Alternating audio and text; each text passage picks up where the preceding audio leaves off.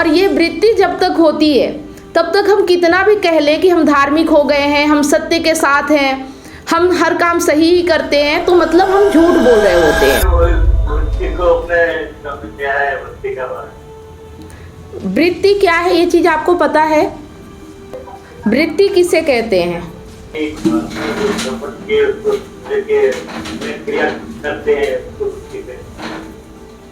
देखिए वृत्ति मतलब होता है अहम वृत्ति, कि सब कुछ इस प्रकृति में अपने आप हो रहा है, लेकिन जब हम कहते हैं हमने किया, है ना, अगर कुछ हमारे साथ हो रहा है तो हम कहते हैं हमने किया। फिर अगर हमें कुछ पाना है तो कामना करते हैं, कभी हम डर जाते हैं, कभी हमारे अंदर क्रोध आता है, कभी लालच आता है। ये क्या है? ये वृत्तियां हैं, ठीक है। हाँ, इसे वृत्ति कहते हैं। और ये वृत्ति जब तक होती है तब तक हम कितना भी कह लें कि हम धार्मिक हो गए हैं, हम सत्य के साथ हैं, हम हर काम सही ही करते हैं, तो मतलब हम झूठ बोल रहे होते हैं, ठीक है। अगर हमारे अंदर डर है, लालच है, कामना है, स्वार्थ है, ईर्ष्या है, ठीक है, किसी से छल कपट करने का इरादा है, झगड़ा कर रहे हैं, किसी चीज को हम अपना बनाना चाहते हैं, कब्जा करना चाहते हैं, अपनी प्रॉपर्टी समझते हैं, तो समझ लीजिए कि अभी हम सत्य से बहुत दूर हैं, है ना। सत्य नहीं है हमारे जीवन में। और अगर हमें इसे समझना है तो हमें अपनी इन वृत्तियों को देखना होगा, ठीक है। जब हम किसी चीज को कहते हैं, जब हम ये कहते हैं कि मान लीजिए जैसे कि आपका और आपकी वाइफ का झगड़ा हुआ, ठीक है।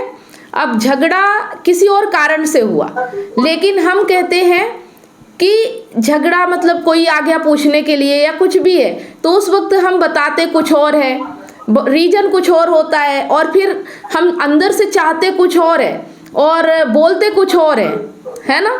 तो जब तक ये हमारा दोगला जीवन है, जब तक हमारे भीतर कुछ और है और बाहर कुछ और चल रहा है, जब तक हम लोगों से छुपाने की कोशिश कर रहे हैं, है ना, जब तक हमें अपनी इज्जत का डर है, जब तक हमें समाज की परवाह है, तो ये समझ लीजिए कि अभी आप सही जीवन तो नहीं जी रहे हैं। और सही जीवन जीने के लिए एक स्पष्टीकरण होना चाहिए कि जो आपके भीतर है वही बाहर क्यों नहीं हो पा रहा है ना।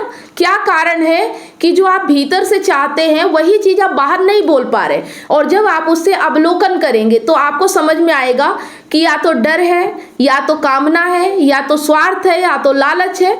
तो उस चीज को समझिए कि क्या जो आप डर रहे हैं वास्तव में वो चीजें आपके लिए जरूरी है कि आप ऐसे ही परवाह कर रहे हैं। क्या उसको अगर परवाह नहीं करते तो आपका कितना नुकसान हो जाएगा, ठीक है। और जो नुकसान होगा वो जो आपके अंदर की घुटन है, जो आपके अंदर की तड़प है, उस चीज से कितना बड़ा है या छोटा है।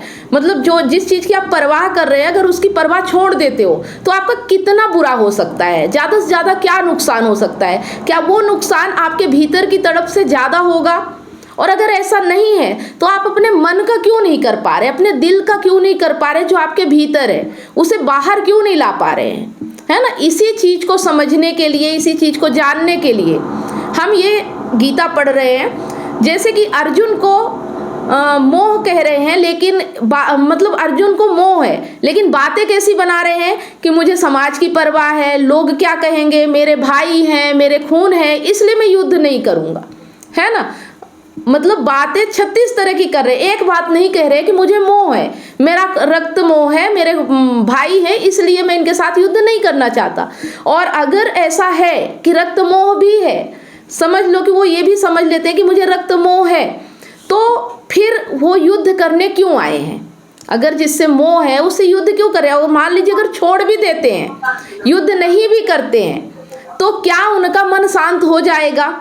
क्या वो अंदर से मतलब आनंदित हो जाएंगे कि मैंने अच्छा काम किया है, मुझे यही करना था? क्या ये डिसाइड है? तो जब तक हमें ये डिसाइड ना हो जाए कि हम जो कर रहे हैं वही सही है और वही करना चाहिए, जब तक हम द्वंद्व में होते हैं, ठीक है, जब तक हमारे भीतर द्वंद्व होता है कि मुझे सही और गलत में फर्क नहीं समझ में आ रहा, मुझे किसे चुनना चाहिए और किसे नहीं चुनना चाहिए, मुझे किसे छोड़ना चाहिए और किसे पकड़ना चाहिए, तब तक हमें अपने माइंड को इसी तरह से देखना है, ध्यान देना है अपने कर्मों पे। और जैसे जैसे हम अपने कामों को देखते जाएंगे, समझते जाएंगे, वैसे वैसे हमारे जीवन में क्लियरिटी आती जाएगी। और जब हमारे जीवन में क्लियरिटी आएगी, जब हम अपने आप को समझ जाएंगे, तो फिर हम जो भी काम करेंगे, जब उसे ध्यान पूर्वक करेंगे, समझ के करेंगे, देख के करेंगे, तो फिर वही करेंगे जो करना चाहिए, है ना। फिर ये परवाह नहीं करेंगे कि लोग क्या कहेंगे, समाज क्या कहेगा, धर्म क्या कहेगा, पाप लगेगा, पुण्य होगा, ये सब चीजें फिर हमारे दिमाग में नहीं आनी चाहिए। बस हमारे दिमाग में इतना होना चाहिए कि ये चीज अभी इस वक्त यही करने लायक है, इसलिए मुझे करना है। करने के बाद फिर क्या होगा वो बाद में देखेंगे, है ना। बाद की बात हम अभी नहीं सोचेंगे। आ रहा समझ में? इतनी सारी काउंसलिंग करने के बाद मुझे रियलाइज हुआ कि लोग अपने रिलेशनशिप और लाइफ से कितने ज्यादा परेशान हैं। जबकि मैंने अपने YouTube चैनल और Facebook पेज पर हजारों वीडियो रिलेशनशिप से रिलेटिव फ्री में डाल रखी हैं, फिर भी लोग पर्सनल काउंसलिंग चाहते हैं। नमस्कार दोस्तों, मैं कमलेश सोनी एक रिलेशनशिप कोच हूँ। 2019 से लेकर आज तक हजारों लोगों को मैंने फोन पर मदद किया है, जो लोग अपने रिलेशनशिप प्रॉब्लम्स को लेकर मुझे कांटेक्ट करते हैं। अब मेरा ये मिशन है, जो लोग रिलेशनशिप प्रॉब्लम्स को लेकर हताश और निराश है, ऐसे लोगों की मैं मदद करूं, ताकि लोग अपने रिलेशनशिप को खुद ही ठीक कर सके और जीवन में हमेशा खुश रहे, ना कि निराशा की ओर आगे बढ़े। जिस तरह से आपको बीमारी ठीक करने के लिए एक्सपर्ट डॉक्टर की जरूरत होती है, वो चेकअप करके आपका इलाज करता है, उसी तरह से आपको एक काउंसलर की जरूरत पड़ती है आपकी एग्जैक्ट प्रॉब्लम को समझकर उसका सलूशन देने के लिए। तो आप दिए गए नंबर पर काउंसलिंग के लिए अपॉइंटमेंट बुक करा सकते हैं।